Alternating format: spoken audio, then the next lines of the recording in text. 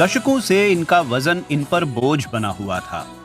कई बार डाइटिंग करने के बावजूद अब केस्टिन युंग युहान आखिरकार अपने वजन से खुश हैं और सहज महसूस करती हैं।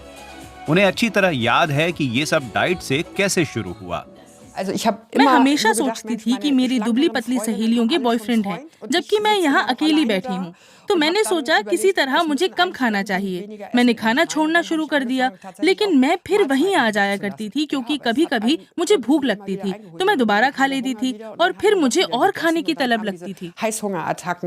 बचपन में वजनी होने पर भी वो हमेशा बहुत एक्टिव रही। किशोरावस्था में पहुंचने पर तो उन्होंने डाइटिंग शुरू कर दी। पहले अपनी खुराक आधी की, बाद में दूसरी डाइटें अपनाई। वो वजन कम करती, कुछ दिन के लिए कम रहता, लेकिन फिर वापस बढ़ जाता। इसे योयो इफेक्ट कहते हैं। कुल मिलाकर उनका वजन कम नहीं हुआ बल्कि और बढ़ गया। मिड 20s में मेरा वजन 80 किलो से थोड़ा कम था और मैं पहले से ही थोड़ी मोटी थी। फिर मैंने कुछ वजन कम किया और दूसरे लोगों ने भी इस पर ध्यान दिया, जो मेरे ईगो और आत्मविश्वास के लिए बहुत अच्छा था। लेकिन मेरा वजन बढ़ता रहा। मेरा वजन 118 किलो तक पहुंच गया। 118। हर डाइट के बाद उनका वजन थोड़ा और बढ़ जाता था। 56 साल की केस्टिन घावों की देखभाल करने वाली एक नर्स हैं। वो अपना ज्यादातर समय डेस्क पर या कार में बैठकर बिताती हैं। वो वजन कम करने की कोशिश करती रही, लेकिन कुछ नहीं हुआ। मैंने सोचा मैं अपनी नौकरी के जरिए पोषण के बारे में बहुत कुछ जानती हूँ, लेकिन किसी तरह मैं इसे समझ नहीं पा रही थी, या मुझे वो चीजें पसंद नहीं थी जो मुझे खानी चाहिए थी। मैं पूरी तरह से इस योयो इफेक्ट में फंस गई थी और एक समय ऐसा आया जब मैंने हार मान ली और सोचा शायद यही जीवन है। पोषण विशेषज्ञ डॉक्टर डोरोथी स्टाइगर और उनकी टीम रोजाना ऐसी बातें सुनती हैं। हताश लोग मदद के लिए उनके पास आते हैं। वो नहीं जानते कि डाइटिंग के बावजूद उनका वजन कम होने की बजाय बढ़ क्यों रहा है। हालांकि बहुत से लोग योयो शब्द से परिचित हैं, लेकिन वो ये नहीं जानते कि ये क्यों होता है और इससे कैसे बचा जाए। और साथ ही लोगों को ये एहसास ही नहीं होता कि डाइटिंग करने पर उनके शरीर में क्या होता है और बाद में इसका क्या असर होता है। योयो इफेक्ट के पीछे ये वजह है।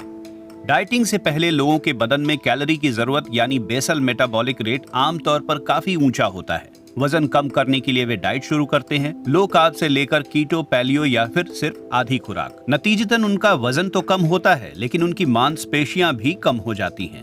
शरीर भूखमरी की स्थिति में चला जाता है, बेसल मेटाबॉलिक रेट गिर जाता है और मेटाबॉलिज्म धीमा हो जाता है। डाइटिंग के बाद इंसान फिर से सामान्य रूप से खाना खाता है, लेकिन बेसल मेटाबॉलिक रेट कम रहता है, इसलिए शरीर कम पचाता है। नतीजा, वजन और चर्बी डाइटिंग से पहले की तुलना में तेजी से बढ़ती है। सेट पॉइंट नाम की थ्योरी के अनुसार शरीर अपने अब तक के सबसे ज्यादा वजन को बनाए रखने की कोशिश करता है। ये हमारे जीन से, हमारी ऐतिहासिकता से भी जुड़ा है। जब शरीर वजन कम करता है तो उसे लगता है कि वो भूखा है। वो हार्मोन और खून में बदलावों के जरिए हर संभव कोशिश करता है कि उसका अधिकतम वजन वापस हासिल हो जाए। पोषण वैज्ञानिक क्रिश्चियन जीना और उनकी टीम ने भी डाइटिंग के इन प्रभावों को देखा है। जब हम डाइटिंग करते हैं तो हमारी आंत में बैक्टीरिया के वातावरण यानी माइक्रोबायोम में बदलाव आते हैं। अध्ययनों के मुताबिक इससे योयो इफेक्ट भी हो सकता है। हमारा हार्मोन सिस्टम भी बदलता है, जिसका दिमाग पर खासा प्रभाव पड़ता है। हमारी आंत हार्मोन बनाती है जो दिमाग से भेजे जाने वाले संकेतों को प्रभावित करते हैं और हमें बताते हैं कि पेट भरा हुआ लग रहा है या नहीं। अगर ये संचार बाधित होता है तो शरीर का वजन तेजी से बढ़ सकता है। तो योयो इफेक्ट के अलावा ऐसे और भी कारक हैं जिनकी वजह से सख्त डाइटिंग लंबे समय में वजन बढ़ा सकते हैं। वैज्ञानिकों का कहना है कि ऐसी डाइट दिमाग, आंत और मानसिक स्वास्थ्य पर पड़ने वाले प्रभाव के कारण आपको बीमार भी कर सकती हैं। केस्टिन युंग युहान को ऐसा तो नहीं लगा, लेकिन उनके बढ़ते वजन ने उनके स्वास्थ्य के लिए कुछ गंभीर खतरे पैदा कर दिए। बायो इलेक्ट्रिकल इम्पीडेंस एनालिसिस जैसे परीक्षण जो शरीर में मांसपेशियों, वसा और हड्डियों के अनुपात को मापते हैं, उसके अनुसार उन्हें गंभीर असंतुलन हुआ था। योयो इफेक्ट के कारण उनकी मांसपेशियां कम हो गई थी। इससे ब्लड प्रेशर बढ़ गया। उनके मामले में ये बहुत गंभीर था। कभी कभी ब्लड प्रेशर 200 से भी ज्यादा हो जाता था। ऑस्टियोआर्थराइटिस के कारण उनके घुटने में भी दर्द रहता था और उनका लीवर भी खराब हो रहा था। ये सब ज्यादा वजन की वजह से हो रहा था। फैटी लिवर आगे चलकर डायबिटीज का टाइप 2 बन जाता है, जब लिवर और वसा सोख ही नहीं पाता। लेकिन इससे ब्लड प्रेशर की समस्या भी होती है, और तो और खून में कोलेस्ट्रॉल यानी लिपिड का स्तर भी बढ़ जाता है। ये हमारे सभी मरीजों में होता है। सब कुछ आपस में जुड़ा था। उनका BMI 38 था और कमर 110 सेंटीमीटर। महिलाओं में 82 सेंटीमीटर से ऊपर कुछ भी खतरनाक माना जाता है। तो अब क्या?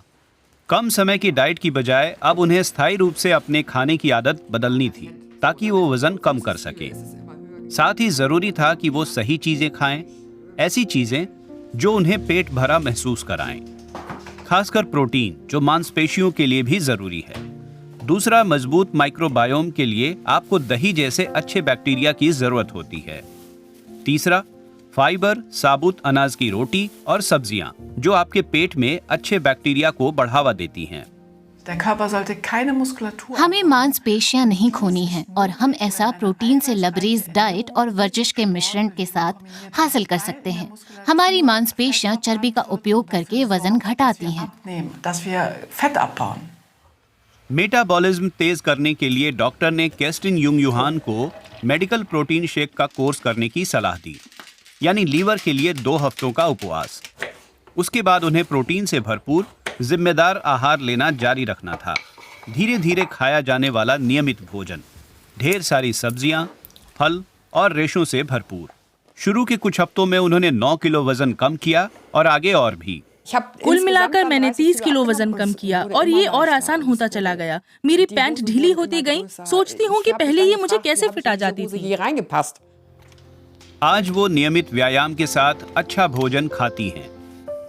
डाइट और योयो इफेक्ट अब पुरानी बातें हैं।